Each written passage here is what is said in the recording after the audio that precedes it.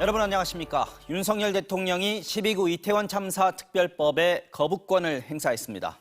정부는 참사의 진상규명이 이미 이루어졌고 조사위원회 권한이 너무 크다. 따라서 특별법은 필요하지도 않고 시행돼서도 안 된다고 밝혔습니다. 대신 피해자들에 대한 배상과 보상을 확대하는 등 지원책을 내놨습니다. 이용주 기자가 보도합니다.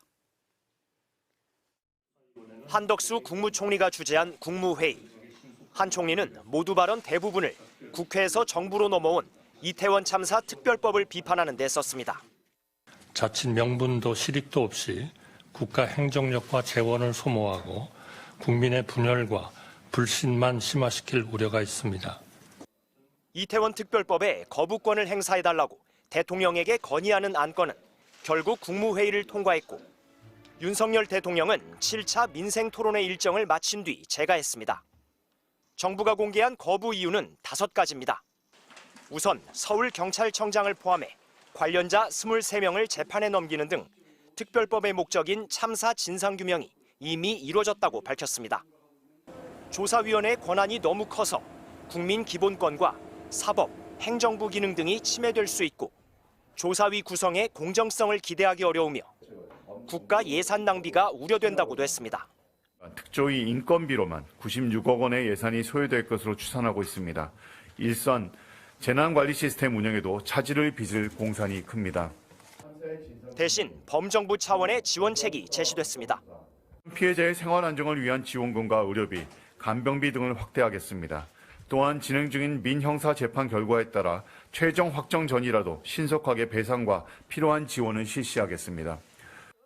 정부는 피해자들의 일상 회복을 위해 심리 안정 프로그램을 확대하고 치유 휴직도 지원하겠다고 밝혔습니다. 또 전국 14개 고용센터에 전담 창구를 열어 피해자들의 구직 활동을 계속 돕기로 했습니다. 이태원 지역을 중심으로 경제 활성화 방안을 마련하는 한편 희생자 추모 시설도 건립할 예정입니다. 이를 위해 정부는 국무총리 소속의 가칭 12구 참사 피해 지원위원회를 만들어 유족들과 협의하겠다고 밝혔습니다.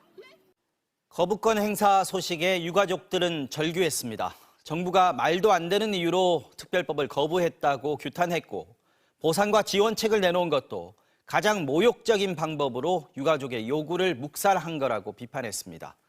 유족들은 진상규명은 국민의 뜻이라면서 끝까지 포기하지 않겠다고 했습니다. 변윤재 기자가 유가족들을 만나고 왔습니다.